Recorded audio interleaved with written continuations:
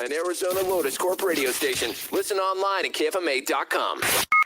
You want it? You got it. Reality radio done right. No nonsense, real and raw, just like you like it. He's corrupt, he's inexperienced, and he lies. Broadcasting from a broom closet in the Arizona Lotus Studios, it's Beef Vegan Presents.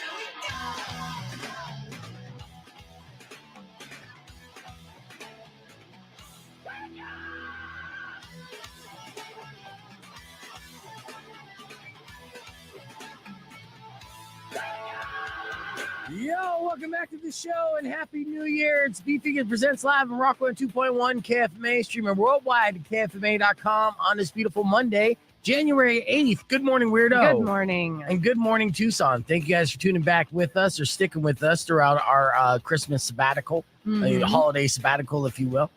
Yes, we took 2 weeks off and now we're back at it and we're hitting the ground running bright and early. But I don't know if that's going to be the goal going into the year. Right. Yeah, we have a lot of major goals and, people in our crosshairs that we're attempting to rectify and change culture a little bit. But good morning. How you been, Weirdo? Good. Yeah, I haven't seen you at all, actually, in like 2 weeks. No. Did you have good Christmas, good New Year's, all that? Yeah. No, what did you do on New Year's? Oh, I was in bed by like 10. Yeah. That's all right. We're getting old. I ended up getting sick on New Year's. Oh, right? no. Yes.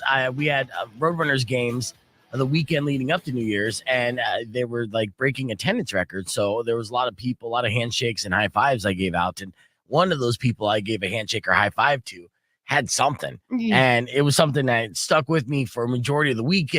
This is what happens to me every time I do a nice little vacation. I end up getting sick for half of it. I'm not a sickly person either. Right. But, there's nothing more frustrating. Well, I'll tell you what, it normally would be frustrating, but at least it gave me an excuse not to do anything because I didn't have any plans anyways. So at least I could just be like, I'm just not feeling good. Right. Right? Like, thankfully, I had that as just something that made me feel better about myself. Got it. Even though if I was 100%, I'd probably still be doing the same thing. Right. Which sucks. So I'm excited to be back is what I'm trying to say. Yeah. In fact, actually, I was so antsy about getting this stupid little vacation over, if you want to call it a vacation, because people ask me like, oh, you're on vacation? What are you doing? Like, not working. Right. That's it. I mean, that to me is a perfect definition of a vacation, is not working, taking it easy.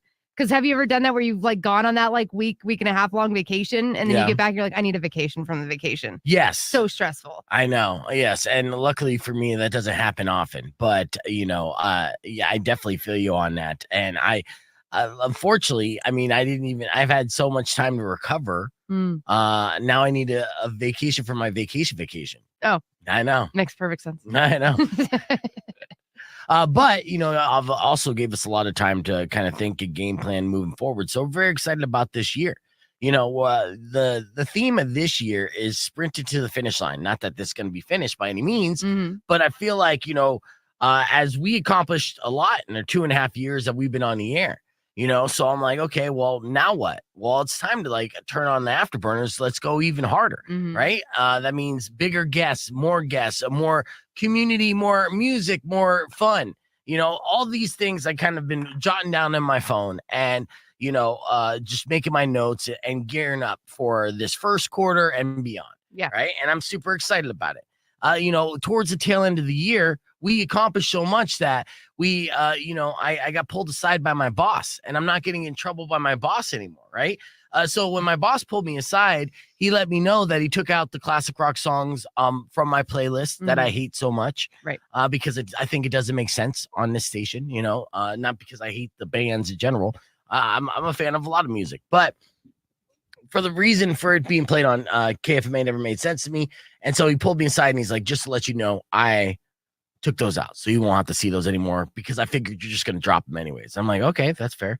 And then he went on to say, and another thing, I stopped massaging your playlist because I realized you're just going to take out and put in songs as you wish anyways. Right. And I'm like, oh, okay, that's cool. So basically what he was saying was, you won, right? You got this. Just go ahead and do what you're going to do and you won't get in trouble for it anymore. But here's the problem, weirdo. If we're not getting in trouble, we're not doing something right. Right. Right? So I'm like, okay, what can I do to like start getting in trouble? Just to kind of push the envelope a little further. Well, how about we make an impact within the industry? How about we try to support a band that is my favorite band of the moment right now, and that's Dead Poets Society. Yes. Now, Dead Poets Society is by far like the band to look out for in 2024. Now, at the tail end of the year in December, they released a single, Running in Circles. That was the radio single. And so many times a band or a label will do this wrong. Well, they'll put out this first single for radio, and it won't necessarily be their best song or their best single. Or something that really significantly sticks out. Right, yes. And that was the case of Running in Circles. Fine song, but it's already kind of making its way back down the charts. It's not good. All right, now they release an EP. They have an album coming up here in just a couple weeks. Every song that I hear from them, I love, right? They're a band out of Boston. They're hard, they're melodic, they're poppy, they're just everything rock and roll needs right now, in my opinion. So how am I going to piss off my bosses? Well, this is what I'm going to do for the month of January, and I realize we're starting like 7 days late. All right, I'm going to play Dead. We're going to hold that note on the podcast broadcast stream. We're back here live. That was Breaking Benjamin with the Diary of Jane. As I was getting into my opening promise for 2024 is that I'm going to play Dead Poets Society Hurt every day this month in January because I love that song. It's a good song. First and foremost. Do you like it? I really do. And I'm very, very happy because if I got to listen to it every day. Yeah, well, I wasn't going to play something that's terrible. I know you wouldn't. Yeah, that's why I'm not what they call a radio programmer, because I'm like, this is not terrible enough to put in heavy rotation. But I do love that song so much that I'll even replay it. Possibly, actually, I can't because we're already doing the podcast broadcast. I literally have to play that song off my secondary computer, like on the DL. Yeah. This is because the hackers, man. The hackers. They ruined all our files. So we're still kind of like regrouping from last year. Last year was a tornado of a year. Oh my gosh. I know. And it sucks too because I posted a throwback picture on my Instagram page of when I was in a band and we were at a recording studio in Tempe called Phase 4. And this was a candid shot that brought back like a flood of memories. It was just super awesome. And if in case you didn't know, like I had the fortunate ability to be able to record an album with my friends as a band in 2003. And it was an 11-song album and we kind of cranked it out. It's not great by any means, but it's memories. Do you have this album somewhere? The problem is I had it on this computer, but then the damn hackers wiped it all out. So I have to try to find new files all over again. I want to hear it. I know. Well, there's family members of like my best friend who passed away, Dan, who want that album as well. And now I'm like, damn it, I had it.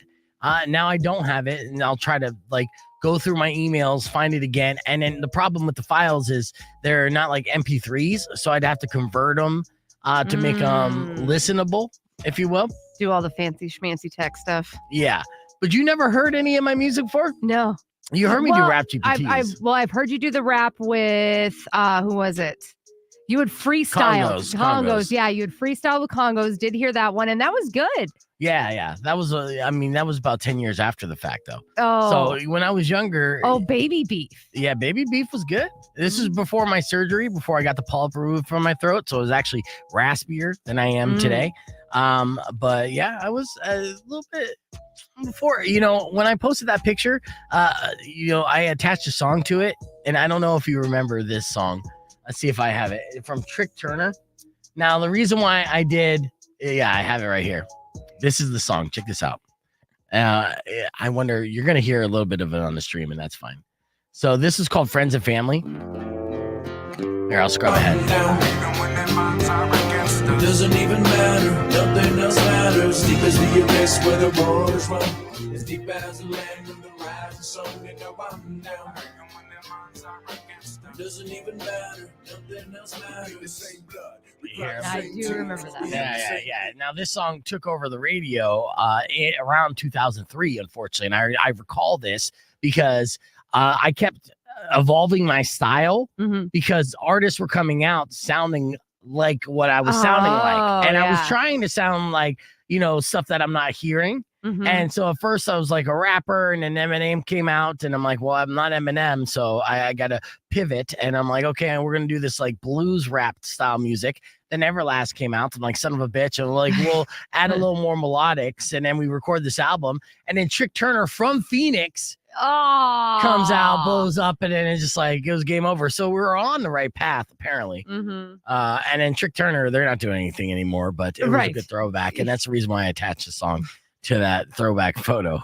But you can see that photo on Instagram at Be Vegan and stuff. It is cool to see kind of the behind the scenes there. Right. And it's just bringing up my memories of like, what was I doing in like 2003, 2004? I was like, oh yeah, having a baby.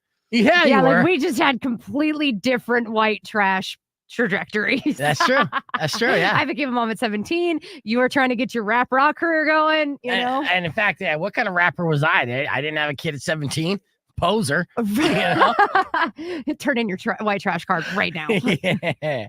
I'll tell you what, I will play this Friends and Family song for Trick Turner here after these words. Rock 102.1 KFMA. We're going down the rabbit hole on the YouTube page, youtube.com/bevegan. You join us there. Keep it right here on Rock 102.1.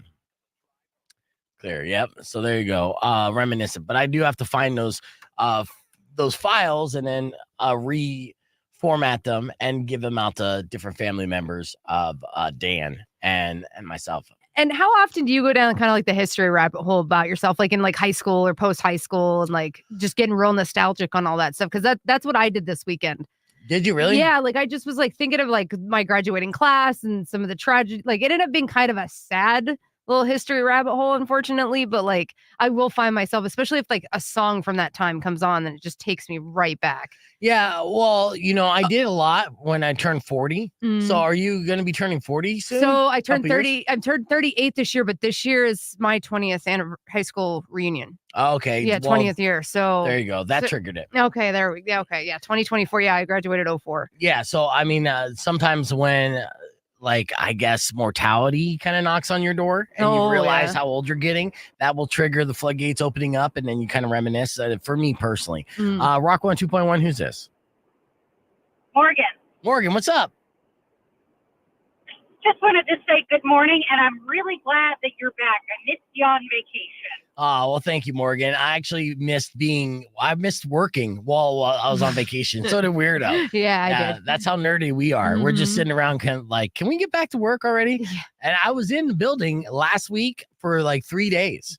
So I was working. I actually spent the most hours in the studio that I ever spent on Friday.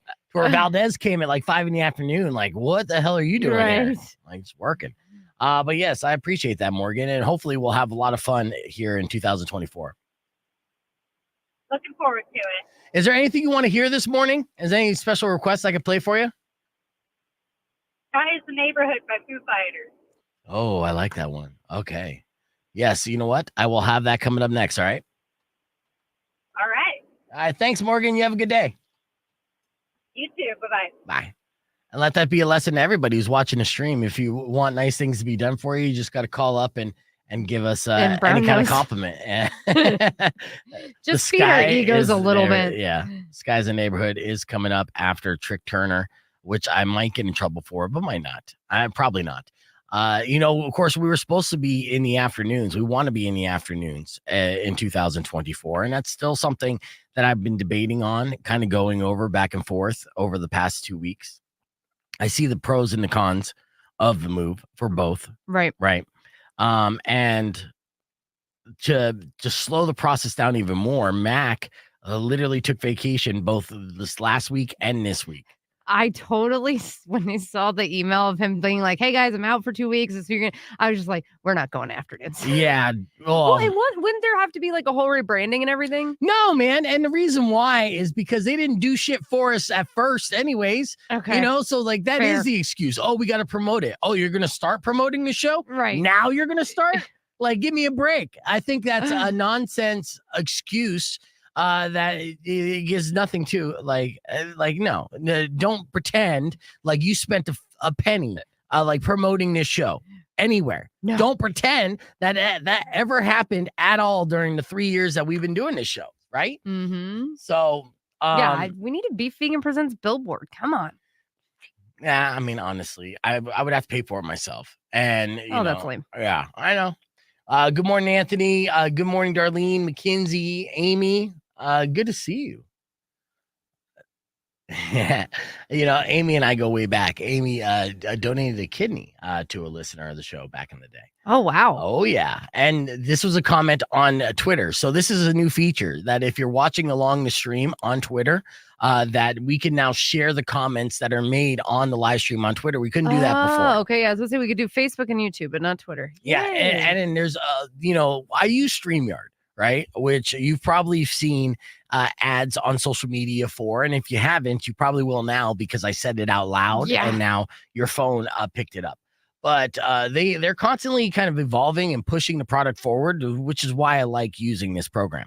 And they just recently announced that they have a portrait mode feature, which essentially is like if we were going on Instagram Live and doing our phone, then it would have the vertical format. Oh, okay. Now, I'm not going to change the podcast broadcast to vertical format anytime soon, but I definitely, as they're continuing to figure out how to live stream the Instagram Live, might set up a secondary live stream just for Instagram. Oh, okay. Yeah, that people could see on their phones in vertical format.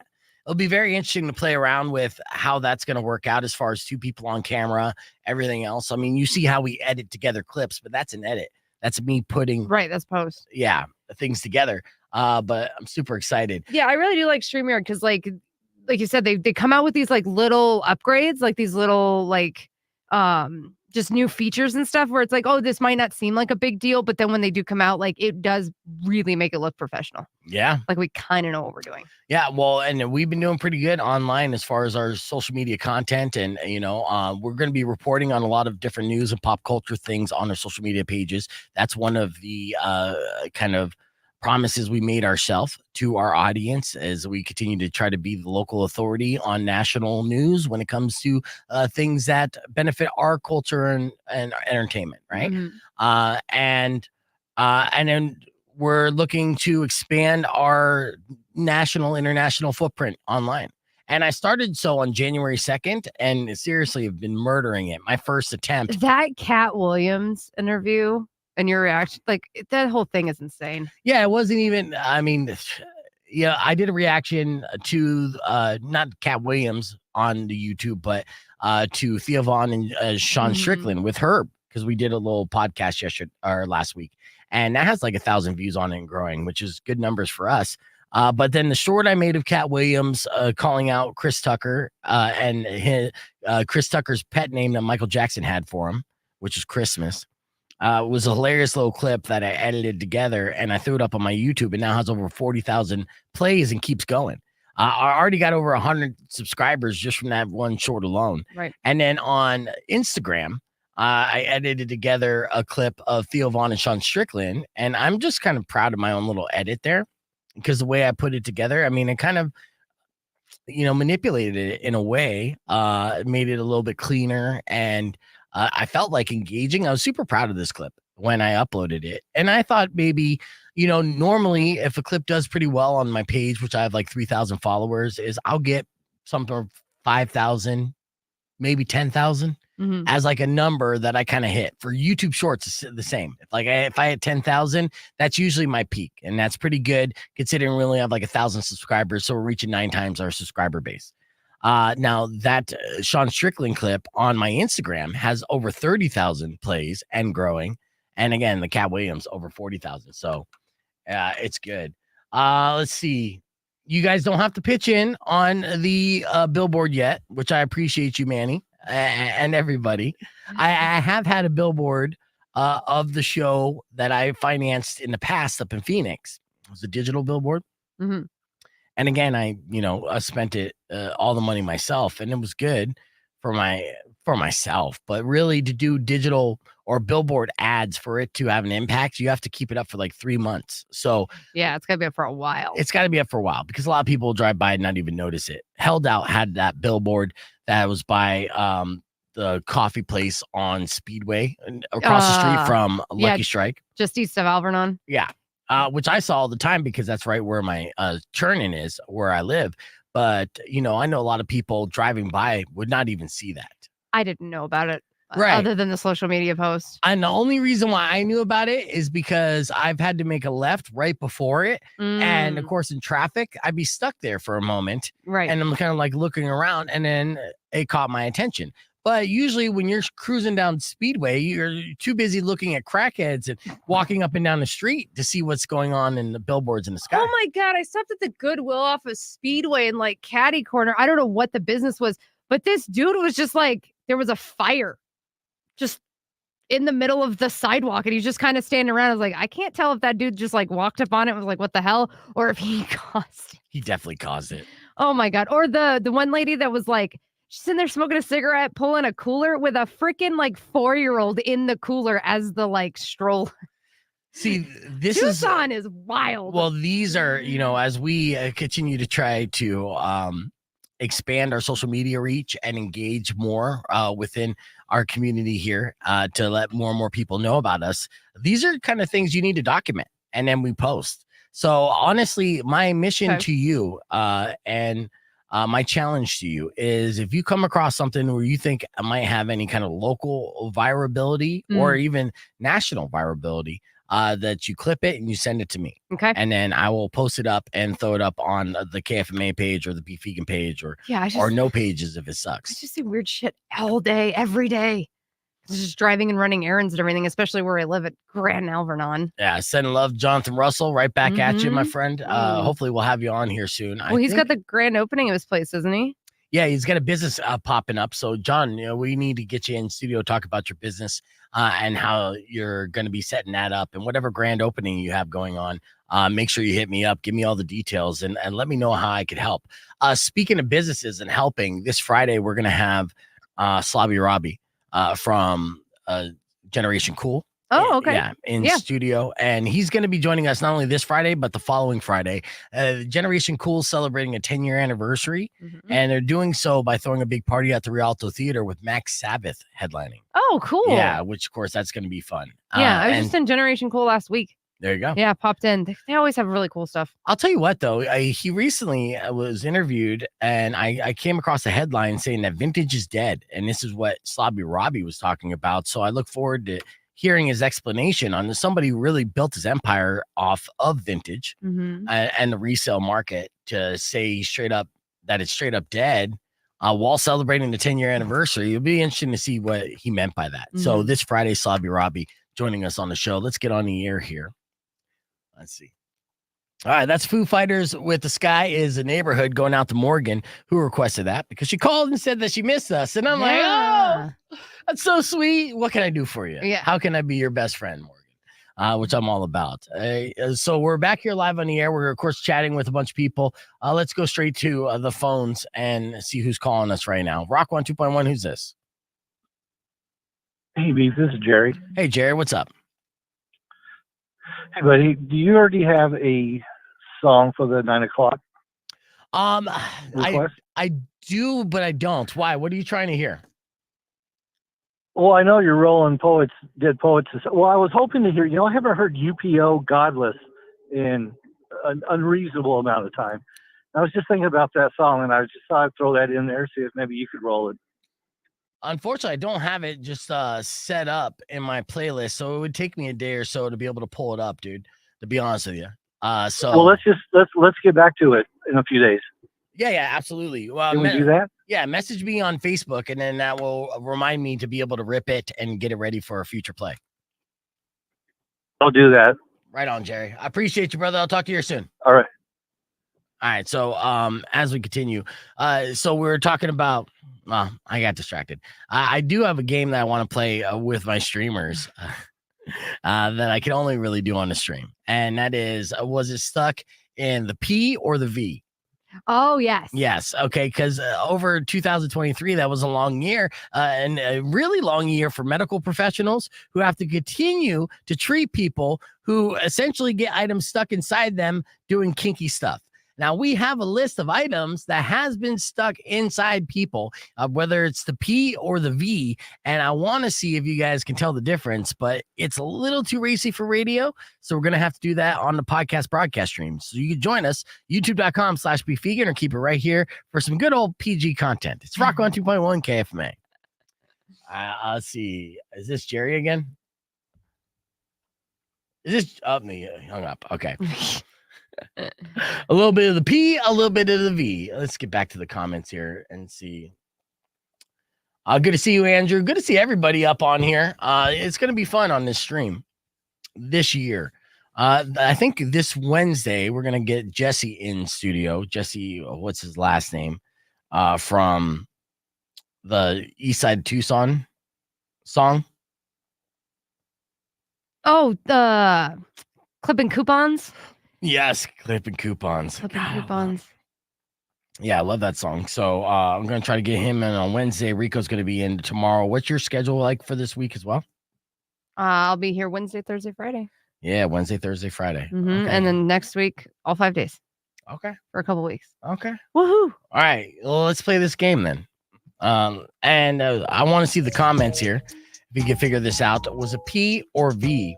Now, as I was telling you that there was a list, 2023 medical professionals and all over the country were documenting these things. That's what they do. Well, there's a nerd out there that likes to go through all these medical declarations that are public knowledge and then put them together in lists. And these are the list of items that were stuck in someone's either pee hole, in their penis, or the vagina. Now, I want to see if you guys can tell the difference, because some people are crazy and the body does some mysterious, wondrous, and horrifying things. Yeah, but the penis hole is not supposed to expand. Yeah, right? You would think. But oh, no. You'd be wrong. Okay. All right. Now, some vaginas aren't meant to expand that much. Just letting you know that. Well, actually, let me drop some wisdom on you here. If you are properly turning a girl on and getting her aroused, her vagina is supposed to expand. Okay, well then let me tell you something. That is why I skip foreplay all the time, just so then she can feel me. Keep it tight. All right. So was this in a pee hole or vagina? Ugh. Glitter. Pee hole. Pee hole. All right. So the question is pee hole or vagina, glitter. What do you say? Go ahead and comment along if you think you know the answer on this one. All right. Now Nick is saying pee hole as well. Right. Why are you saying pee hole? Maybe glitter was on the other partner and it just got in there? Or is these people purposely putting it in? Oh, did somebody want to pee glitter? Maybe. It's funny that you say that too, because they have what is called shimmer at Dutch Bros, and my daughter loves it. And all it is adding glitter to a drink to make it look sparkly. And I'm like, what, you want it? Unicorn poops? Like, what is the goal? Right. There's no flavor. A lot of P's, a lot of V's here. Good to see all your comments and your streams here. The answer is the V. Yes, a vagina. Yes, and so because queef glitter. Yes, so you can queef glitter, and that's going to be easier to do than say put glitter in your pee hole. That seems like more difficult, more of a process, right? Wait, wasn't that on that South Park episode where like they were having what's her name, Martha Stewart, like queefing out confetti and stuff? It was confetti, not glitter, and you're absolutely right. Yes, yes. Yeah. Martha Stewart over the holidays also dropped another thirst trap. And she is looking thirsty for sure. All right. Here's our next one. Pee hole or vagina? 3 grams of cocaine. I'm gonna keep guessing pee hole. You're gonna guess pee hole again. All right. So 3 grams of cocaine. Because vagina just seems too obvious. It's true. All right. Now Sadak says P. Alex is saying V. And then Jeff was right. Figures is a stripper. I mean, you would probably get glitter in your pee hole if you had sex with a stripper. But, all right. So Jonathan says V. AZ Mike is saying V as well. Getting a lot of V's. All right. And then you said pee hole. Why are you so obsessed with it? I don't know. All right. Well, you're incorrect again. So that is another, and that means Darlene's incorrect, John's incorrect, and Anthony's incorrect. The 3 grams of cocaine, that was definitely a vagina. Basically, it's the drug purse, right? Yeah. All right. Next item, phone charger. Now, again, these are all documented, verified items that emergency professionals across the country had to remove from people's either pee hole or vagina in 2023. All right. Phone charger? Yeah. Phone charger. P or V? Like trying to sneak one into a gel? Like what? Like, why would you do that? Again, some weird. All right, I'll go V this time. You're gonna go V this time. All right. Let's see. Anthony says P. We got V for Jeff. V from Alan. Oh, you know what? I do have a B list, by the way, Alex. So, patience. We'll get you the list of stuff that was stuck in people's butts. Actually, we did that at 6:30. We did. Yeah. Before the kids got up and went to school. Uh-huh. The old prison purse. Let's see. People saying P, not the big USB part. Yep, you're absolutely right. Oy. Now, Todd says it's V, but I do love the idea of some guy trying to pick up a woman by saying his charger is multi-use. Okay. All right, the answer is actually pee hole. Seriously? Yeah. Yeah, so it was. And I'm, again, my name is Weirdo, but I am that weirdo. I was like, I got to see x-rays of this. I need to see the documentation. Like, how? Well, it's the cord, right? And as it continues to just kind of force it in there, that's how. Why is a whole nother, debate. But all right. That's a whole other psychology appointment. Yeah, let's do one more here. Crayon. All right, crayon. Was that pee hole or vagina? Pee hole or vagina? I'm going to say pee hole. You're going to say pee hole? Yeah. All right. So P or V on the crayon. Is it Crayola? I would assume it's Crayola. Yeah, let's keep it name brand. Yeah. Let's see. Yeah, those rose art crayons are terrible. I know. All right, Anthony says P. Look at all the P's. Mm-hmm. Ouch, P. Look at that. You know what would have been great?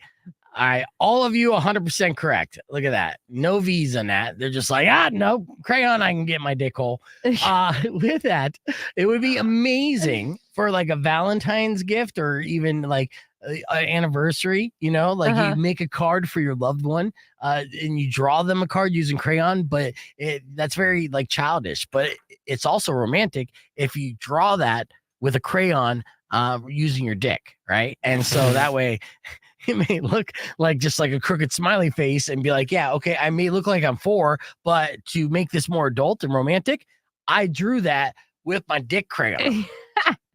Impressive? That is like that's the step up from writing your name in snow with P. Like now dude, give some sex shop a minute. They're going to market something. It's called art. It's called art. All right. I got to get some of our songs loaded up for this 9:00 hour. Earlier this morning, we did Weird News of Weirdo. In case you missed it, one little something like this. Check it out. 0.1 KFMA. That's The Offspring. It is now 6:47. And Weirdo has some weird news to share with us. I'm still learning how to talk again. I spent a couple weeks not talking to anybody out loud. Just inside the old dome here. Mm-hmm. So what do you got for us, Weirdo? Well, I do know that you are a lover of Dunkin' Donuts. Yeah. Well, I go way back, double D for life, as that was my first real job that I held down and got fired and rehired from. Yeah. So yes, I am a fan of the Dunkin'. Why? Now, do you go through the drive-thru or do you go inside? Drive-thru all day long because we're lazy Americans. Okay. Well, that's good to know that you're not using their bathrooms because apparently there's a Dunkin' Donuts store in Florida that the toilet explodes. Oh, I saw this. Yeah. No, it's not all Dunkin' Donuts, to be fair. And I'm sure you've exploded a few toilets in your day, weirdo. Well, So what happened here? So customers filed a negligence lawsuit against this Dunkin' Donuts chain, claiming that he was injured by the exploding toilet at one of their locations in Central Florida. He's seeking more than $100,000 in the lawsuit filed this past Wednesday. Now, when it happened, he went to the manager and was like, hey, what the hell? Yeah. And he's like covered in poo and water and stuff. Yeah, exactly. And the manager's like, oh, I'm so sorry. This has happened a couple times before. So they knew it was a problem. Oh, okay. So and didn't do anything. This is just water shooting up, kind of like a super bidet or a geyser, and it wasn't the toilet actually shattering and exploding. No, the toilet didn't shatter and explode, but the fact that it went everywhere. Yeah, that's funny. Because that's something they knew was a problem. It's happened before, and that means there's multiple people that could have had lawsuits, and I'm sure will. Right. Yeah. I wonder. I'm not a plumber, but I mean, what are they doing wrong when you hit the flush and it shoots out? I mean, we've all had toilets overflow before, right? Which is the worst. Or like a minimal amount of like spraying because it's a really strong flush. Yes, okay. But for it to go everywhere, repeatedly, brutal. And then you're not shutting the bathroom down. I don't understand. Well, you know what? Congratulations. You ruined Dunkin' Donut bathrooms for me because growing up, I did work at the Dunkin' Donuts and got romantic in the Dunkin' Donuts bathroom several times. Oh, don't do it again. No, I mean, I can't now. I'm a grown-ass man. I got my own house and all that. All right, what else you got in weird news? And speaking of kind of gross bathrooms, there's a woman on TikTok that has gone viral. She keeps working at random Targets and Walmarts for free, cleaning their bathrooms, restocking shelves, picking up trash. And I'm very confused. Yeah, I was confused when I saw this story as well, because there's a quote there saying that she likes to go up and beyond for her customers, but nobody's paying her, so she technically doesn't have any customers. Yeah. She's like, I think I just single-handedly saved Target. It's like, why don't you take this energy and maybe go volunteer at like a shelter or something like that? Why are you working for these corporations for free? Yeah, it sounds like a cover-up for her stealing a bunch of items or trying to stay in there overnight. You know, once security leaves and locks the door, then boom. Got Career Opportunities Part 2. Yeah. That's a throwback movie reference. But did she explain if she's going to keep doing this? She is going to keep doing this, even though, again, a lot of people online are like, dude, seriously, stop working for free for these for these multi-billion-dollar corporations. But she actually went viral originally because she spent 12 hours eating at a Golden Corral's $12 free refill buffet. So she has kind of done some stunts before, but these ones seem to be what's really taking her over the edge. Yeah. Do you believe that she is telling the truth then? Do you think she's really cleaning these bathrooms regularly, or she cleaned maybe 3 bathrooms and documented it just to go viral? So she documented these 3 times, but also going into Popeyes and Taco Bell bathrooms to clean them, and also like give a little feng shui sprucing up to them, where she put like little displays on the back of the toilet. Like, have a good poop and like a little Christmas tree and something else. Oh, it's very fancy, but no, this does sound like it's clout chasing for sure. And, where was this lady when we were all working fast food jobs, Right. The worst part of working your first fast food job is having bathroom detail. Yeah. Yeah, so. I hated that. I know. All right, anything else going on in world weird news? That is it. All right, excellent. We're going to hit the reset. We come back in the 7 o'clock hour. We're going to continue our online theme of the year in review, where people stuck items on their body. Also, we got your F My Lifes, and I have 2 different opportunities for you to win tickets to different concert events that are happening at the Rialto. I'll tell you what those are next to Be Vegan Presents, so don't go away. It's Rock 102.1. All right, so real quick before we get into more, what do you guys think of the new color scheme? I know I asked some of you this already when Herb and I were doing it, but you like the new color scheme going into 2024? Each season of Be Vegan Presents, as far as the year, represents a different color. We started off with dark blue because it was the background photo that I was using, and then we did KFMA colors of kind of like forest green, and then we did yellow all last year, 2023. Yeah. All right, Lisa, let's see. You've been wondering, do I have any merch like t-shirts, bumper stickers, keychains, etc.? You know what, Lisa? I love that question. And that's something that we are definitely going to have in 2024. I know that Rico's been chomping at the bit, but at the same time, he's also very hesitant because of legality issues and stuff. And I'm like, dude, like sometimes, I don't know, we'll talk more about it tomorrow, but like that Guardians of the Radio poster, which I framed and put up in my room. I want to print those up for giveaways. I think those are fantastic. And it was a great Christmas present. And that was something that was made as well. And t-shirts, things, and bumper stickers, keychains, that's all stuff that our promotions manager Summer is looking into. So hopefully soon enough. And Todd has an official vegan trash can. Oh, that's where our trash can keeps going. Yeah, it doesn't have my face on it, but if you look inside of the trash can, it does resemble. It definitely has his DNA. Yeah, I still need the hawk blocker. Yeah, and honestly, a BVP t-shirt, we would come together, come up with some pretty cool designs. And I know this for a fact because Rico's already selling t-shirts on the side. Rock 102.1 KFMA. We're back here live on the podcast broadcast. I want to remind you of a story that we reported on last year that has a very tragic update. Now, this is in Russia. You remember the almost naked party that Putin's niece went to, or goddaughter? Yeah, I should say. So, of course, this was a big scandal in Russia where the socialites and, the affluent people in Russia got together for an underground party that was themed almost naked. And that means people were wearing basically see-through lingerie, or in some cases, almost nothing at all. Right. There was one case where there was a rapper who's 25 years old, wore nothing but a sock, basically, like Red Hot Chili Pepper style. Yes, okay. Like a flea sock for sure. Now, somebody who is not a big fan of the Red Hot Chili Peppers, Vladimir Putin, apparently. Yeah, or rap. So there's the two things. This is the man in question. His name is Vasio. And I'm sure I'm pronouncing that wrong. This is him in the picture that you're seeing on the podcast broadcast. It's him standing next to a very lovely social media star named Natasha. Surprise, surprise. Yeah. And of course, he was there, just some white high tops and then a sock that generously hung low to his knees. Now, he is Russian, so maybe he is hung, and that's not the moral of the story. The reason why I brought this up is because this infuriated Vladimir so much so. Maybe it was sock envy. Maybe it was that he was too naked, too close to his goddaughter. But since this picture and this party, all of a sudden, this rapper has now been ordered to military enlistment and could be sent to war as punishment. Whoa. Yeah.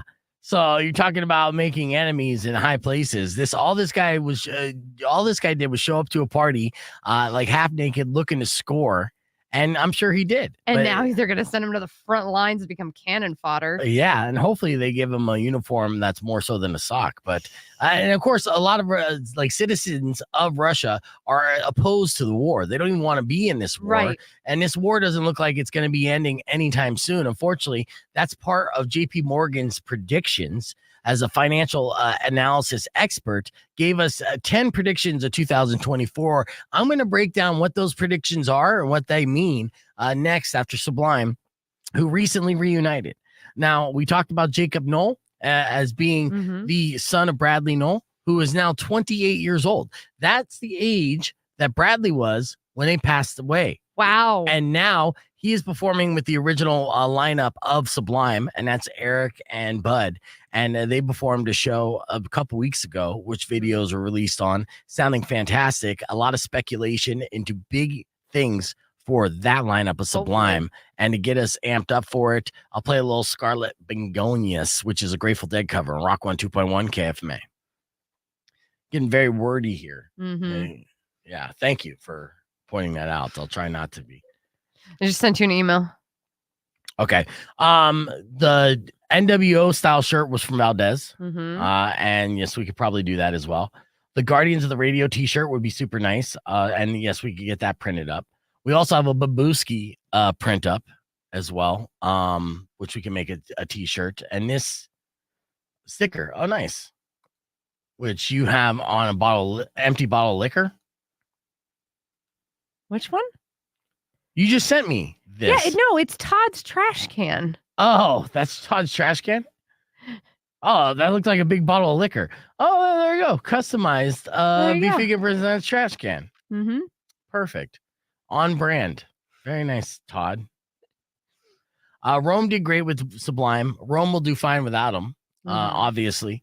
But this, I kind of had a heads up on that this is happening. And I'm speculating right now that Sublime with this lineup is going to headline Coachella.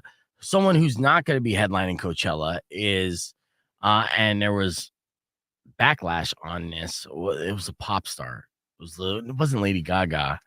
It was somebody who was just like, why do you guys want this as the headliner for Coachella? But that's how out of touch we are with today's youth. It's like the speculated lineup for this year's Coachella is all pop. Like really, it's a lot of just like very poppy kind of oversaturated dance move type of BS. Right. Really stepped away from the idea and the concept of this music festival. Now it's basically going to the VMAs in 1999. Well, yeah. So this is the speculation is Lana Del Rey and Tyler the Creator. Doja Cat is reportedly in negotiations for the third headlining spot. Okay. So yeah, then it looks like Sublime won't headline Coachella, which that would be awesome. They should. Yeah. Well, this is other possible headliners have included the Rolling Stones. Nope, don't do it. No. Yeah, but because like those 20-year-olds of Molly give a fuck less about the Rolling Stones. Right. There's nothing that they want from that. Hell, I mean, they didn't even react to Outkast when Outkast was on the stage. So that was too old for them. Right. Yeah.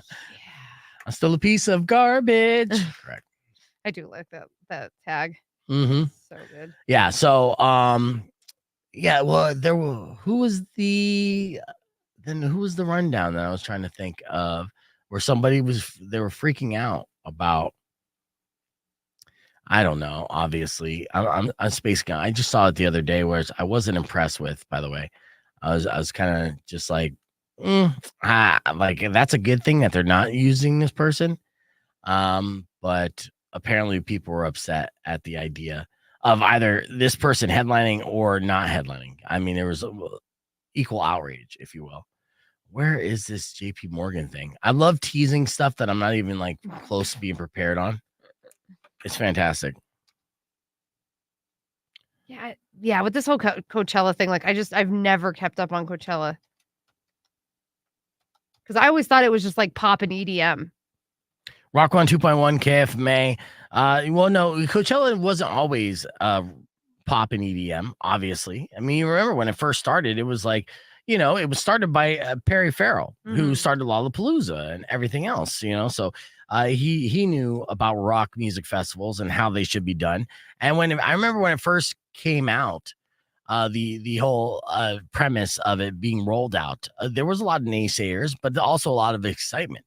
And when they said this is going to be just a once-a-year music festival that is only happening at this location, and as opposed to a tour like Lollapalooza was, again, people were kind of buzzing about it. And the first 5 years of Coachella, if you look back at those lineups, they're stacked and they hold up today. In fact, actually, I'm sure the Golden Voice, who is the promoter of Coachella now, would love half of that lineup today. But instead, they go all DJs, all pop, which means like Beyonce's over-the-top lip sync and dance routine as a headliner for a music festival. Yeah, as entertaining as that may be, if you're like hallucinating, you're not going to get the feels like you would if it was Prince shredding into a solo. Yeah. So the origins of Coachella back to 1993, the reason they went with Empire Polo Club in Indio, California is because that's where Pearl Jam performed to 25,000 fans, because at the time that was kind of one of the only places that Pearl Jam could book because of their refusal to work with Ticketmaster. But yeah, the first festival was Beck, Tool, Rage Against the Machine, Chemical Brothers, Morrissey, A Perfect Circle, and whoever the hell Jurassic 5 and Underworld. Oh, come on. You don't know who Jurassic 5 is? Give me a break. Okay, well, okay, anyways. maybe I do. But yeah. Jurassic 5 was a classic act and they were big then. So yeah, so that essentially that initial lineup was the blueprint of how to book Coachella, and it did for the next 15 years. Yeah. Now we're so far away from that. It's 100% okay. Who is packing out raves across the UK? Yeah. And that's essentially our lineups. And so that's where they're at. No real musical acts. Yeah, but 2009 was a fever dream of headliners of Paul McCartney, The Killers, and The Cure. Yeah. That is not anybody I would have put together. But yeah, it looks like 2012 to 2014, they started going with like a lot more rap artists. Yes. And now we are on to the EDM portion of that generation, because the one thing that hasn't changed since the inception, or actually I'll say 5 years after the inception, is the demo for Coachella. They're essentially trying to build a dream lineup for people 18 to 28. Okay. Right. So that's the 10-year range that they're looking for. And if you're over that age and you're still going to Coachella, well, congratulations. You are the weird one. Yeah, you're the right? creep now, by Uh-huh. the way. Yeah. Yeah. So, I mean, there are shows that I won't go to just based off the fact that I know that I aesthetically look too old. I might emotionally be on par with, whatever the fan base may be, but I know aesthetically on the outside, I look like that creepy old dude. And I'm not trying to get myself a new young girlfriend or nothing. Honestly, like I've only like KFMA days or kind of those 1-day festivals, where there's like 5 to 7 bands. Mhm. That has been my only experience with quote unquote music festivals. Like I have not gone to a 2 or 3 day festival. That to me sounds exhausting. Yes. I like to be on my feet from 11 to 11. Like that just sounds really tiring. And also like multiple stages. And then, like, my poor indecisive ass is not going to know who I want to see. See, you're sounding old. See, I know. The only way I know. to do it is you have to be young and you have to be on drugs for 72 hours. Oh, my God. That's the way to do it. But you can't do that as an old person. No. Because you'll die. I know. All right. Well, let's get into our top 10 surprising predictions. According to a JP Morgan analyst named Michael Sembalest. Okay. Now, he is kind of like at the top of the food chain there, JP Morgan. Of course, it's an investment firm, and they encourage people with money to make smart investments going into the thing. That's essentially the idea of any of these companies. And so, there's a lot of data that backs up his predictions. So I feel like a lot of these, are worth noting. I'm not going to read all 10 because some of them just seem like it's stupid money talk, and we're not even close to that tax bracket. No. One is that the U.S. dollar remains stable. So I guess that's good news. Yeah. So our dollar won't fall out and become lower than the peso, but we're close. Oh, it's close. This prediction's interesting. The DOJ and FTC, which is the Federal Trade Commission, will win a big antitrust case. Okay. Yeah, okay. So it's almost like Nostradamus predicts, but with this, it's more based in our everyday reality. Like he predicts that a driverless car backlash is coming. That I think so. Yeah. Like that to me, like something is gonna corrupt that system, and we're gonna see a bunch of accidents with those driverless cars. Right. And we're just tired of not having. Look, first off, we are in this state of evolution, if you will, with AI and automation, where people are losing jobs. Now, there aren't enough industries that are kind of popping up to replace those jobs yet. So it's going to be an uncomfortable time of transition. Meanwhile, there's a lot of us that are 100% dependent on the gig economy and have been for a decade, meaning we don't necessarily have careers, but we got a bunch of gigs to get by. Right. And then taking away like Uber driving and Lyft driving as one of those gig opportunities would impact a lot of people. And that's where initially some of the backlash is concerned. And then, of course, safety issues and everything else. Right. So, yeah, this analyst predicts that the backlash is coming, and it's going to come strong. For political news, this one's interesting, and I don't see how he'll be wrong on this, but it does say a lot. President Biden withdraws from the November election, citing health issues. I could see that. Yeah. And it's like, what information do you know besides watching any of his public speeches? Or knowing his age. Yeah. I mean, it doesn't look great for our president right now. That's for sure. Let's see. Another one. Russian invasion of Ukraine drags on with no ceasefire in 2024. Bad news for Russian rappers.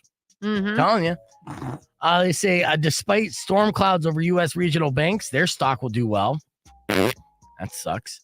And researchers will complete work on an inhaled COVID vaccine.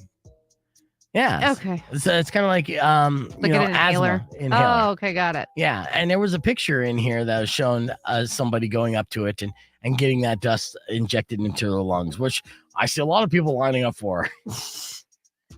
I mean, when I had COVID, like I just saw recently, like there is this like at-home treatment that you take or whatever. I don't remember what it's called, but I'm just like, it's called vitamin C and hydration. I mean, that's what I did to get through it, and I was fine.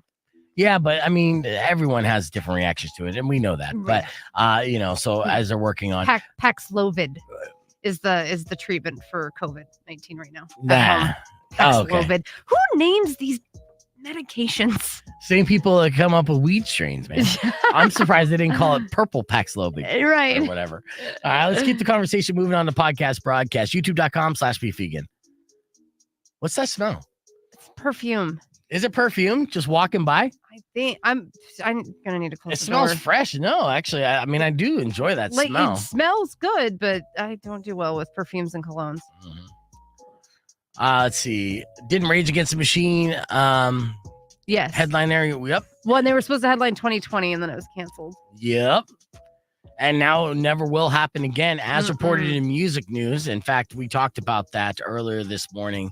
And of course, Weirdo was covering all those stories. In case you missed it, it went a little something like this. Be in Smashing Pumpkins, or you know somebody who might want to be in Smashing Pumpkins, email me, beefvegan@kfma.com. Maybe we'll whip something together. Weirdo, what do you got for us in music news here? Well, usually, New Year brings concert announcements, not concert cancellations. Right. And we were already talking about this a little bit, but Corey Taylor did cancel his North American tour, which was going to take place over the month of February. Now, for us in Arizona, no need to be disappointed. He wasn't coming in here anyway. Yeah, he came late last year. I know our friends Luna Aura performed and opened up on that tour, and he played at the Marquee Theater. So I guess that's bad news for Corey Taylor fans on the East Coast. Good news for Slipknot fans, because he's not canceling any Slipknot shows. No, right? He's not doing that. He's just going to kind of bring it back, be with his family, take care of his physical and mental health. Now, he was talking this past fall about there is going to be an expiration date on him touring. He didn't think it was going to be for a few years. So hopefully this does not lead to more cancellations. Yeah, well, hopefully his health issues aren't major. And, whatever he's dealing with, that it's something that can be dealt with and he can recover from it shortly. So here's to a speedy recovery for sure. What was interesting about Slipknot over the break, I was reading a piece where they were talking about the mental health of the band, the state of the band, and said they're in a better place than they've ever been. Right. Which I felt like is kind of a slight towards Jay Weinberg, their former drummer, who they kicked out, right? Yes. I mean, in a way, they're just like, right now we're just not dealing with any toxicity, and no one's an a-hole, and we don't even have an ugly, annoying son of a bitch hanging around. You know what I mean, Jay Weinberg? Like, whoa. Now, I am enjoying the internet right now, because every time because a lot of bands announced breakups last year, that since then everybody's like, oh, is this going to be the drummer from Sepultura going on to Slipknot? What's happening? So that's been really entertaining for me to follow. Yeah. It's just any drummers that are in a band break or break up, I'm like, maybe it's him. Maybe it's that guy. Yeah. And if they will do an open call for the replacement player like Smashing Pumpkins is. Yeah. I am a little. Wouldn't that be interesting? Look, I'm a little skeptical on that, though, because I'm like, okay, Billy Corgan, I understand it's expensive to run a wrestling organization. You got to keep on touring. Is this a way for you to get cheap labor? You know what I mean? Oh, you get your replacement guitarist, and you're like, yes, I made it. I'm in Smashing Pumpkins. I'm a rock star. I'm gonna be a millionaire. No, you're not. Nope. You're gonna get minimum wage, and then maybe you'll get some free food and catering. Yeah. Calm down. It's just rhythm guitar. That's true. It's not even lead, bro. Exactly. All right, and then Rage Against the Machine, even though they didn't have anything planned, well, they've officially announced, or at least the drummer said, yeah, we're not playing live ever again. Yeah, Brad Wilkie. And I shared this on our KFMA Instagram and Facebook page when he put it out on Instagram. Doesn't surprise me. It is sad. Right. That's Zach De La Rocha all day long. It really is. And I'm just like, come on, bro. Enough is enough. Get over yourself and get back to just performing. As you recall, they were going to go on this massive tour. They were going to headline Coachella. It was going to be everything, right? And on day one, Zach blew out his Achilles from jumping too high because he forgot that he was over 50, and then had an entire year to recover. And during that process, he might have physically recovered, but he didn't, I want to say emotionally recover or maturity recovered, which is not a thing. But, at a certain point, during all that physical downtime, I felt like Rage Against the Machine would have benefited most by doing group therapy sessions. 100%. Right. Oh my gosh, that would have been really, really helpful. But for the fact that there's been no word about it, nobody said anything. And then finally he was like, you know what, we're not doing it. And then Tom Morello, his only response was just kind of posting a clip from his Rock and Roll Hall of Fame acceptance speech.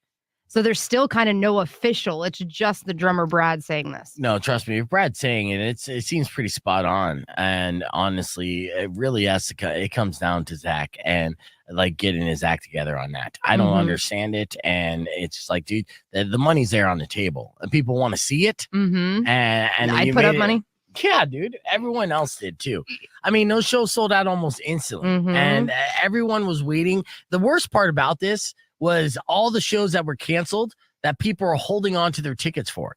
Right. Now, all those shows are never going to happen. And now you're going to finally get a refund of a couple $100, maybe. I mean, you will, but it's still, it's so disappointing when you're just like, all we want you to do is get together and perform some of your old songs. You don't even have to write anything new. Right. You know? Don't even worry about going to the studio. Just get on stage. Right. And for Brad and everybody else, you know, in Rage Against the Machine who do want to perform, which I assume is the other 3 members, because Zach has always been a problem. Why don't you have an open invite and send emails to do a replacement singer? So we need a replacement for a drummer for Slipknot. We need a replacement guitarist for Smashing Pumpkins. And just no big deal, no pressure, just be the new lead singer of Rage. Yeah, that's simple enough. Right. You know, Be Real held it down for a while, and he was sounded similar-ish.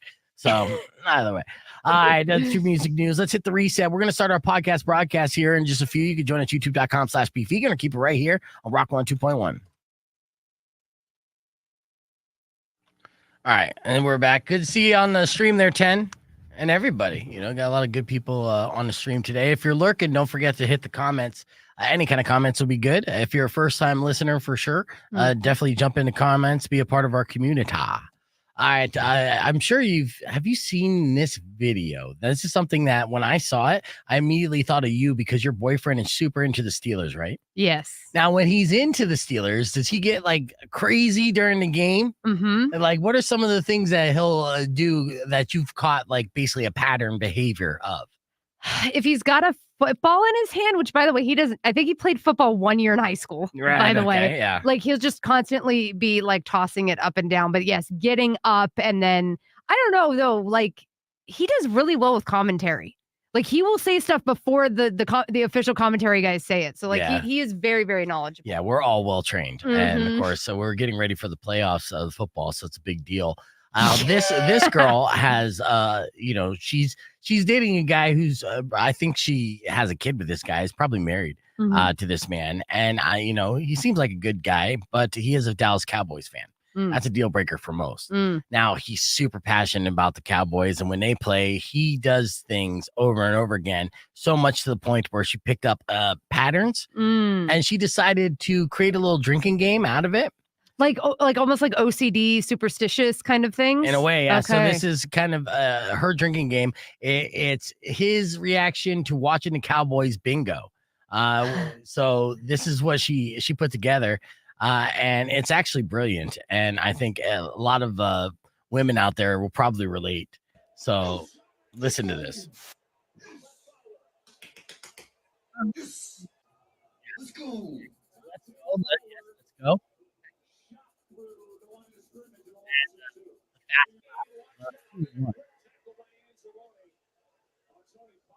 Fully dressed.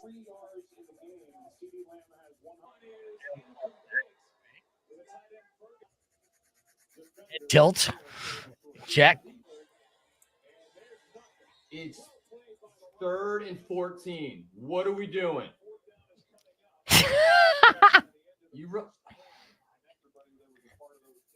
So what are we doing? Yeah. Check that off. Mm-hmm. Doing pretty good so far.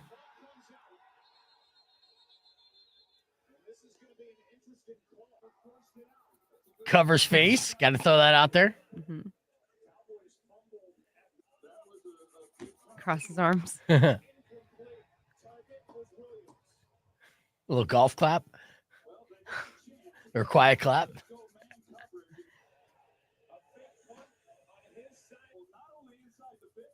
Goes down the hall.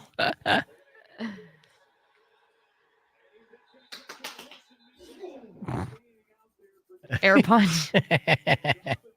Still no bingo yet.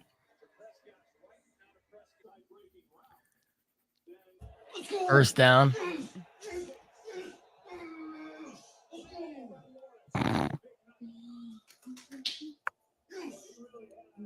Flexes. Yeah. Bingo. And take a drink. Oh, that's so funny. Wasn't that brilliant?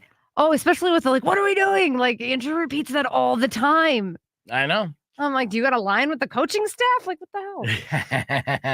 And the answer to that, of course, is no. But that's how passionate people are about their game. So, yeah, that's a brilliant way that now when you're watching your loved one who's a super fanatic of any of their football teams, go through the games, write it down and play a little bingo along with it, and it'll make the game even more exciting for you. Oh my God, I want to do that. I know, it was brilliant enough. Funny. It has tons of views and it was pretty brilliant. My only complaint on that whole setup was she should have been drinking every time she marked something off. Right. Yeah. And then once it's bingo, then you chug the whole thing. Unless that was in the span of 7 minutes that she was able to get that. I know. Possibly. So funny. Yeah, it was a good edit there. So that was a viral video that went around. We're going to do our Florida Man story next, which about a minute 45. And it's been a minute since we did Florida Man. So I figured might as well do that. It's going to be a good time. Hell yeah. Yeah, get ready for the song. And your break was good. Now, you actually got to stay at the JW Marriott. This was the win that you got from our holiday party. Yes. Where you and your 3 partners all shared the same room. But it wasn't as fun or kinky as people would assume, huh? You know, it's really, really funny that people just assume it's just a sex party all the time. No, we literally play board games. What board game did you play? Harry Potter Battle of Hogwarts. Man, you guys are nerds. Did you at least make a strip version of that? No. God. No, but we were drinking wine. Okay. Yeah. It didn't lead anywhere, but it was just nice. It was the first time we had a staycation, all 4 of us, no kids. Right? Because usually we kind of tag team and one set of partners. Team is what I was hoping you guys would do. No, that's not what happened. No, but it was still a lot of fun. And the fact that that's the hotel that put up Wyoming for the Arizona Bowl. So it was kind of cool to kind of see all that. And it sparked a lot of discussion for us about college sports and things like that, which I was able to actually keep up on. I was quite proud of myself. Thank you, Spears. I'm going to give him credit. Yeah. But no, it was just a fun time. And I just didn't know that they had heated pools. Yeah. That was so lovely. I'll say this. I don't know what the official report is, and I didn't get to talk to Ali or Spears about this yet, but, it seemed like the Arizona Bowl was a huge success because the games that we had for the Roadrunners on that Friday and Saturday were huge. They packed out. Oh, yeah. So over 6,000 people at both games. It was the biggest attendance that we had since 2019. Pre-COVID. Well, they were predicting over $3 million put into Tucson just from Barstool Sports being here and the Arizona Bowl. So it was a very nice weekend for the town. Absolutely. We're back here live on Rock 102.1 KFMA. Welcome back to the show. If you're watching us on the stream, you know exactly what's coming up next. Let's do our first Florida Man story of the year, shall we? Let's go. Florida man, catch an alligator in the trash can. If you can't do it, no one can. Come on now, Florida man. All right. Now, this Florida Man story hits close to home. I'm sure a lot of men out there can relate. Sometimes you're just not able to rise the occasion. But how you react to that situation separates you from Florida Man. Okay. I'll give you an example of how not to react. After being derided as a limp D in need of Viagra, an ex-con retrieved a pink dildo from a bedroom shelf and then battered his girlfriend with the sex toy, right? And not in a good way, right? Oh. Yeah, this happened around 1:20 a.m. Steve Nerdin was his name. He's 38 years old.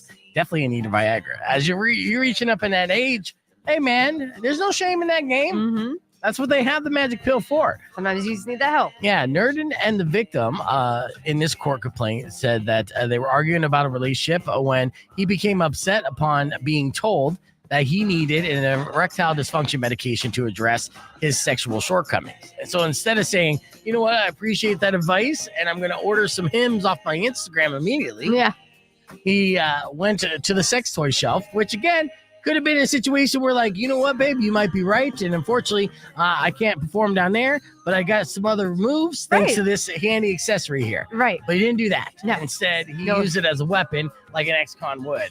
And that's when he shoved it into the 37-year-old victim's mouth. And then the woman also told police that he did some other physical violence, which is not cool whatsoever. No. After being read his rights, he claimed not to remember using the dilly as a weapon, but recalled the victim had punched him in the eye during a ruckus, and he has a little shiner because of that. Yeah. And he was arrested on a domestic violence and a slew of other charges. But the thing that really tipped off the cops, though, is during this whole process of investigating and asking him what happened, he kept saying, I'm super hard right now. Like, I am aroused all the time. Like, there's a lot of things that happen. Yeah, she hit me and I hit her, but I was fully aroused and had a really hard, during this entire time.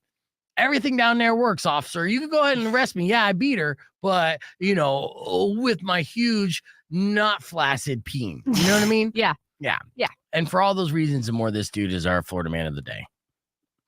All right. So That's funny. Yeah. It's really difficult to make fun of domestic violence. Somehow we find a way. Yeah, I get it. I hit her, but my penis is long and strong. All right, what else is going on here? I hope they keep on like they are. I could keep on about coaching issues. Seems better now. Oh, you're talking about the Raiders. Yeah, Raiders are doing good. Who's not doing good is them Jaguars, who initially in December said, "Hey, tickets to the playoffs now on sale," and it's like, that's well, yeah. with the Jaguars losing, I think that's what got the Steelers in, because the Steelers had to win, and then I don't know.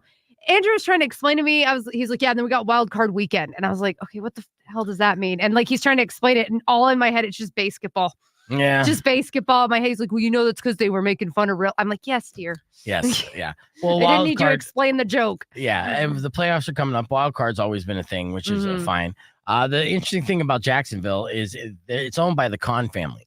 Tony Khan and his dad. Oh, okay. Yeah, and it's been a bad year for Tony Khan and AEW, and there's tons of controversy in a bad way happening with AEW. The first one being there are serious allegations being thrown against Chris Jericho. I was seeing a little bit of that. Yeah, and so the internet took hold to this, to him being alleged to make sexual advances on a former coworker who is no longer with the company and has not been saying anything. So basically signing an NDA. And Tony Khan was asked this during a post press conference after a terrible pay-per-view. And Tony Khan, I'm concerned about him. I am concerned about his mental health. I'm concerned that he's been spread too thin for quite some time. I'm concerned that he's being chewed up and spit out in an industry of a lot of alphas, if you will, and being taken advantage of, because everything that he's been doing has been questionable at best. But he basically was doing this press conference, and he has a wrestler that he employs called Toni Storm, who is a female wrestler, and she had a flamboyant hat and sunglasses on. And at some point during the conversation, she put her hat on Tony and put the sunglasses on Tony Khan, which is fine, right? But then Tony Khan kept them on. And then the very next question, a reporter asked about these very serious sexual harassment allegations, to which Tony Khan answered a non-answer, as he does, which this is the reason why I don't like him, but kept the hat and glasses on so people can't help but point out how ridiculous everything about that is, right? And I'll show you a picture of what he looked like when answering these very serious, or giving non-answer to these very serious allegations about his talent and the way he handles sexual harassment within his company. And he diverted, basically saying his company's safer than any other wrestling company, and tried to take jabs at Vince McMahon and WWE.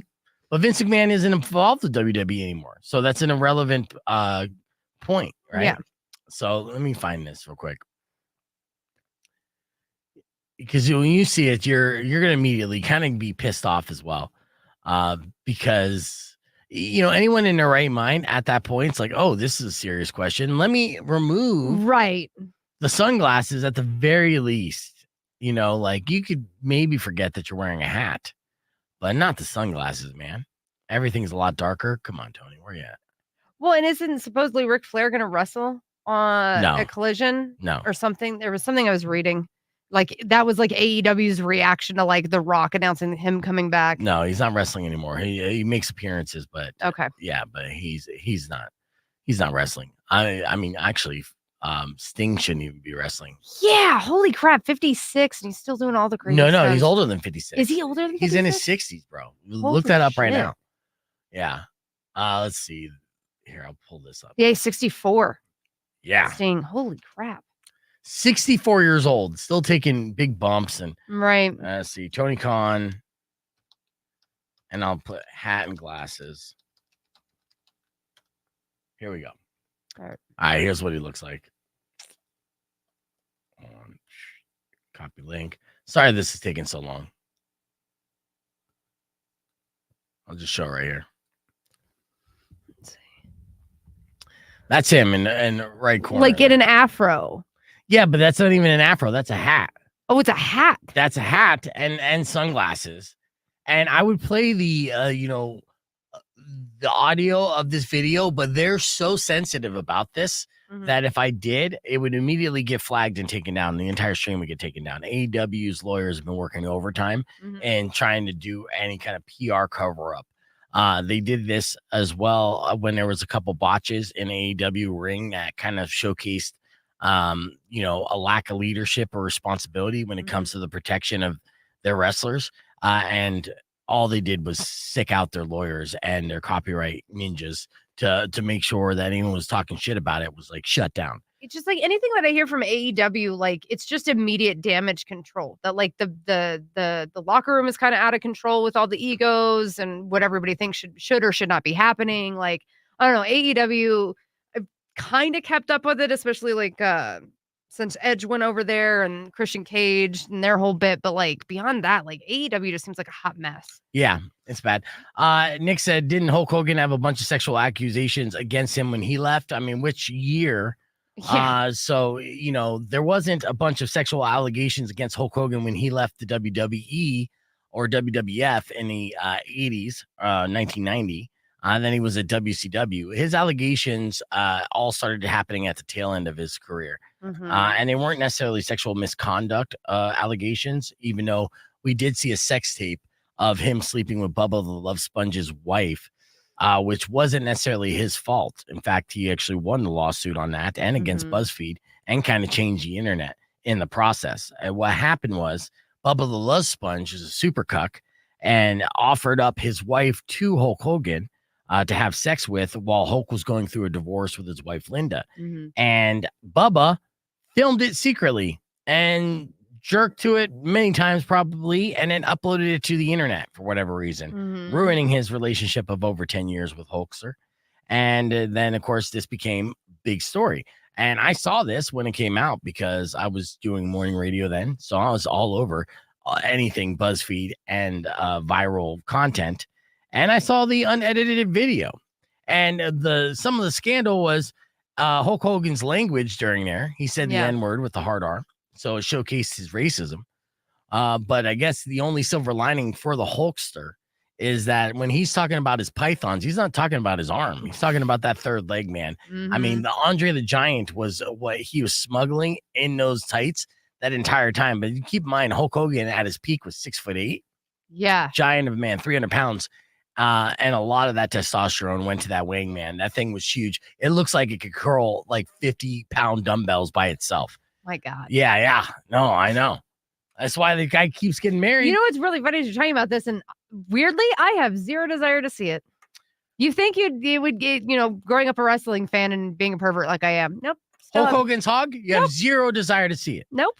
Well, I mean, I have it on a screensaver. I could send it to you. Does it have a little blonde mullet? Like bald mullet? No, but it does have a handlebar mustache. That's how big it is. Yeah. Yeah. I mean, that's a little bandana. Look, there's not too many redeeming qualities about Hulk Hogan nowadays. A lot has come out about his content and character. And that's why you don't idolize people, really. Don't meet your heroes because they will let you down. But when talking about the former exploits of Hulk Hogan, and his infamous sex tape came up, and I was an eyewitness to that sex tape when it was initially released, which I'm sure is going to be impossible for you to find on the internet now. I think he won something like $150 million from BuzzFeed because of this. Oh, wow. Yes. And they're not the ones that necessarily leaked the sex tape in the first place. That was Bubba the Love Sponge.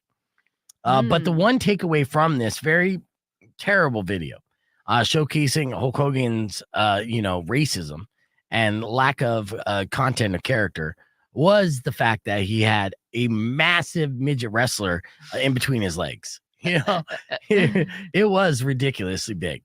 And it made so much sense in hindsight. Mhm. And honestly, if Hulk Hogan in the 80s would tell me to eat my vitamins and say my prayers because it would give me a python between my legs, I'd be more prone to be on my knees praying to the Lord above and loading up on vitamin C and vitamin D. But I didn't do that in the 80s because I didn't know what the payoff was. I thought it would just be so I could be a Hulkamaniac. And I'm like, I'm more into the Macho Man. Yeah. All right. But at the same time, if he's like, no, brother, you got to eat your vitamins, say your prayers. And then the next thing you know, you're going to be limping from all the weight you're carrying from down below. I'm just going to be loading up on all those Flintstone vitamins, 100%. Yeah. Yeah. And this is all hindsight. But I will send you that picture because you have to see it. It is, they say Andre the Giant was the 8th wonder of the world. Not until you saw this thing. There's a new Andre the Giant in town. Now, Hulk Hogan is vastly approaching 75. He's old. You go ahead and Google his age real quick. Go ahead and Google Hulk Hogan age and girth and see what happens. Hit images. But anyways. He's 70. Okay, so 70 years old. The dude gets divorced every couple of years at this point, but still is able to trade him in and get a newer, fresher model. So he continues. I think his wife now is a 40-year-old busty blonde. So he has a type. Mm-hmm. And if you're thinking, how can any woman sleep with a 70-year-old guy? Well, again, you didn't see Andre the Giant between his legs. Maybe that's why. I'm just throwing out theories on this first show back of the year. Sky Daly is his new wife. Porn star name. Uh-huh. Well, hey, yeah, like I said, I've seen a sex tape of Hulk Hogan, so doesn't make him better than any sex porn star, right? Even though he didn't leak it himself, and he was a victim of voyeurism, right? But it's still on record. Yeah, she's 45. There you go. Yeah, I mean, it just goes to show you, it's not always like the good guys who. No, I'm messing up my saying. So the good guys finish last is what the saying is. Yeah. And Hulk Hogan's not a good guy by any means. By the way, what is the origin of that saying? Because if good guys finish last is in the kind of sexual way, it's like, okay, that's nice of him. No, it's never that case. Yeah. Okay. Yeah. In fact, actually, good guys don't get laid low. Is that what it is? Mm-hmm. Yeah. That's why they call me the bad guy. Hey. All right, let me hit the reset. We'll keep the conversation moving on the podcast broadcast. Back with your beef tip after these words. It's Rock 102.1. Calm down, Razor Ramon. Yeah. Say hello to the bad guy. I wish I had some toothpicks right now. I know. Nice guys finish last. Popular expression. What's it say? Let's see. What's the meaning? All right, so didn't have that was the same old comment. Good. Because I don't want to go down that rabbit hole again. All right, earlier this morning, we did another clip that I want to share with you real quick. Let's see. Oh, beta blockers. Oh, let's talk let's see.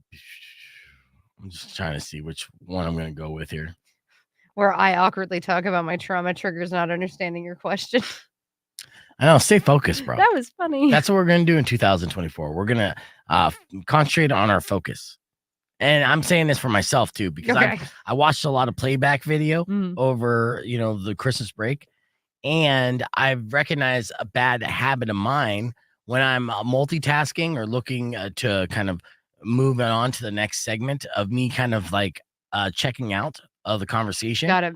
Briefly, you could see it in my eyes. It's not that I necessarily... You could catch me saying it verbally, but you could see it in my eyes. And I'm missing opportunities to react on the conversation. Now, I know I always have to kind of try to keep things moving. Right. And that's the idea and the goal, to try to make this a very entertaining live stream. But, sometimes I just got to shut up and listen. And then that way I'll be able to hear some gems that are being dropped and be able to react to them appropriately. The one that's most difficult to do it with is Rico, because this guy speaks under his breath. I'm trying to get him to speak a more pronounced, but he also says a bunch of brilliantly funny things. He says it quietly like a fucking serial killer. And it's like, God damn it, you're killing me. I have you as part of the show because I know that you're a sincerely funny person. That doesn't work if nobody could hear you. Right. Like the thoughts in your head. In fact, actually, speaking of thoughts in your head, let's talk about this real quick. I'm removing that. Fucking Powers. I gotta give him some shine because he wants the attention. But it doesn't make sense to me whatsoever why he's wasting his time and energy into this. But his Scrooge character, still. Now, with that, his Scrooge character is so insane. Because, like, in a way, he's brilliant, right? He's brilliant because he is ad-libbing this character, like, very fast, rapid pace kind of, quips. And he's doing this in character. He went back to New York over Christmas break to spend time with his family. So while traveling back at different airports, he went full Scrooge and was filming himself going up escalators, things like that.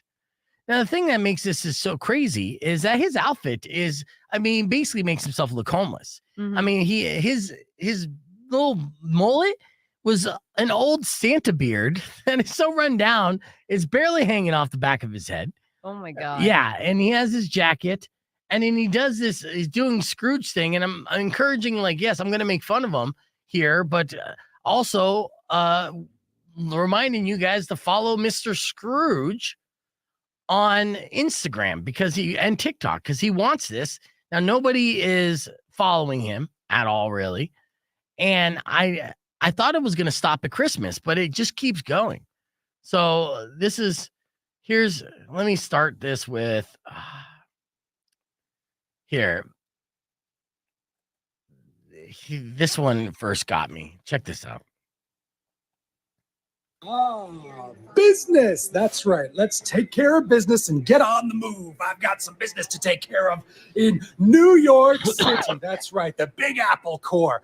I'm going to go there and meet with Johnny Gotrocks and figure it out. Buy some land, some real estate. That's what all moguls are into these days. I believe I was supposed to fly a private jet, but you know what? I prefer to fly American because I'm that sort of citizen. That's right. And I was going to have some sort of first class, but they convinced me that coach is the way to go. I think it's some new age thing. He's in the Tucson airport right now. You know how these hippies do it nowadays. That's the thing. There are people around. Right. And I mean, not directly close to him, but I'm sure as he starts, they kind of move a little further away. Leg room, and probably no one sitting next to me at all. Bar hamburgers to fly in private. I'll take care of all the business here at the Tucson airport.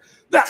Get me out of here. It stinks like saguaros. All right. So you're going to get, and here's the thing with Powers that kind of terrifies me is it's almost like watching schizophrenia being reenact here. He has like a voice inside his head that when he does these characters, he'll say something, and then basically the evil voice inside his head will say something, and I'm like trying to say, he'll almost like twitch. It's almost like you're watching somebody who has multiple personalities, like conveying and having a conversation with his multiple personalities. They're not personalities. See, like that. Yeah. That's an example of what he does. And here is a good one here. You can follow him too.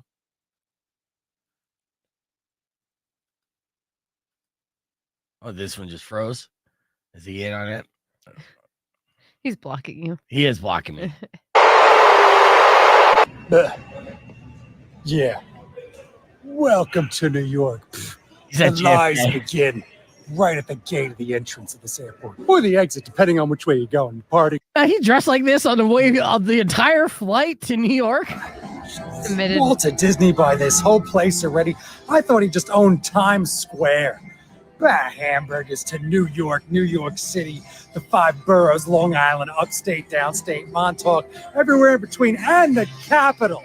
This whole place is a bunch of hogwash and ham water, and it smells like a big apple core. Ham water. A rotten one, that's for sure. Ah! This is my least favorite part of this. Get to New York, you're going to take this escalator after a long walk and a bunch of nonsense, hiking and moving all your feet around. And then you can see this Faziano that greets you. You know how much this thing costs? Probably far too much. That shows Faziano's been ripping off New York City. That's already 9 cents. Look at all that glitter. Look at all that glitter. It's so gaudy. Gaudy and tasteless. Bah! If I had my choice, we'd paint over all the murals and take down all the collages in New York City. Bah, hamburgers. Ah! Oh, good. We got to get some of these guys back to Tucson. Cover all these murals. Less art. Less art in the airports. Get rid of it. Yes, that's right. Back to work here.